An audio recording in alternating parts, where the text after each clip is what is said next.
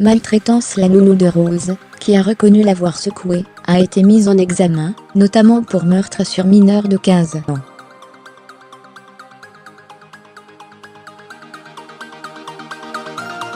Elle est également poursuivie pour des violences datant de la semaine précédente, ce mercredi 6 juin, lorsque Marie et Renaud ont déposé Rose, 6 mois, chez sa nourrice. Ils n'ont pas eu la moindre inquiétude.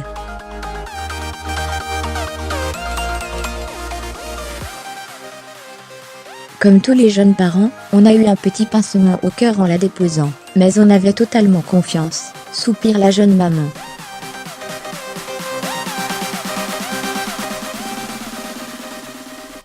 Leur assistante maternelle, âgée de 35 ans, est agréée par la PMI et présente de solides recommandations. Elle affirme notamment avoir travaillé en crèche.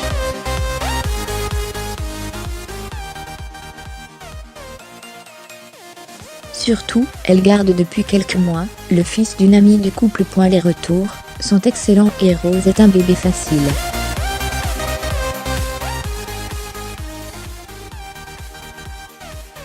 On n'avait pas de raison de s'en faire. Notre fille dormait bien, elle n'avait aucun problème particulier, et puis elle souriait en voyant sa nounou, poursuit Renaud.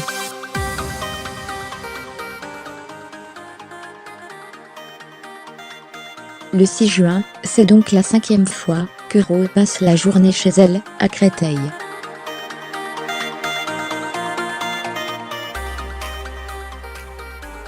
Ce jour-là, l'assistante maternelle s'occupe également de son fils de 4 ans et de celui de leur amie, âgé de 9 mois.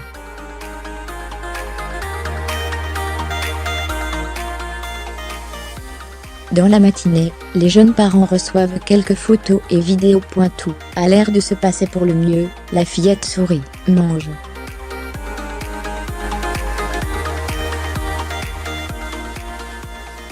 Puis plus rien, jusqu'en milieu d'après-midi. Cette fois, lorsque leur téléphone sonne, ce n'est pas la nounou de Rose au bout du fil mais le SAMU.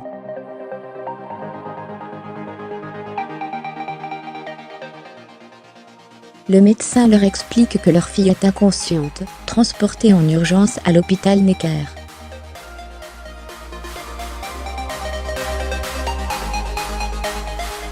C'est le trou noir, le monde qui s'écroule, se remémore, la voix nouée, Renaud.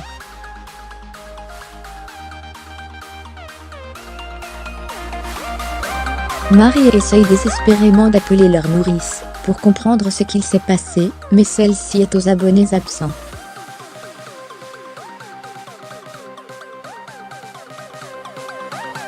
En fin d'après-midi, elle m'a finalement envoyé un texto en me disant qu'elle avait fait tomber notre fille, et qu'elle était désolée.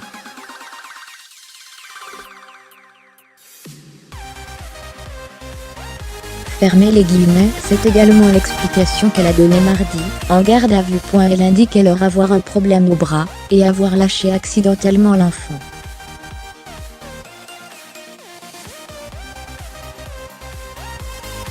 Mais l'explication est sérieusement remise en doute par le diagnostic des médecins. Rose présente tous les symptômes du bébé secoué.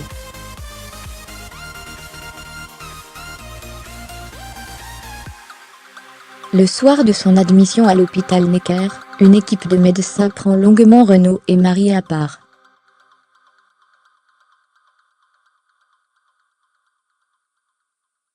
La jeune femme de 27 ans est infirmière, elle le sait bien, un tel dispositif n'est déployé que dans les cas les plus graves.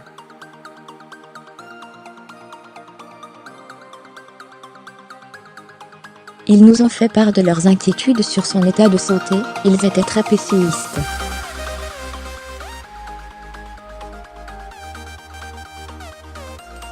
Fermez les guillemets, l'enfant est finalement décédé 2 jours plus tard. À minuit 22, souffle son père.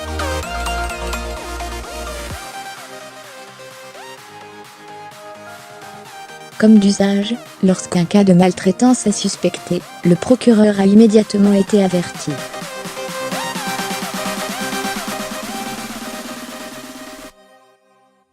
Et une enquête ouverte est confiée à la brigade de protection des mineurs. Au fil de sa garde à vue, l'assistante maternelle a reconnu les faits qui lui étaient reprochés et avoué avoir déjà secoué l'enfant une semaine auparavant, le 30 mai, précise une source judiciaire.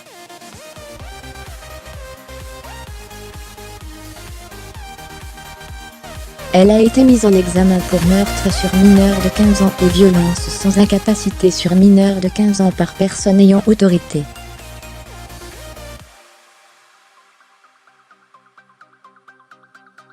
Elle a été incarcérée en attendant son passage devant le juge de la liberté et de la détention, la semaine prochaine.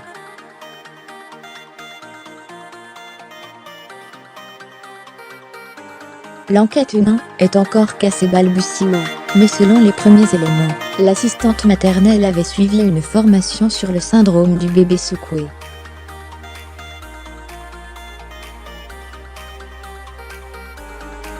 Elle connaissait le risque, elle savait ce qu'elle faisait. On lui a fait confiance, et elle nous a volé notre fille, lâche Marie.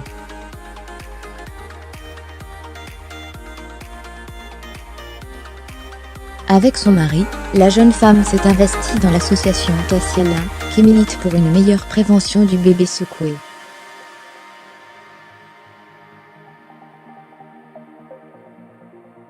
Si leur assistante maternelle avait suivi une formation, celle-ci n'est pas systématique.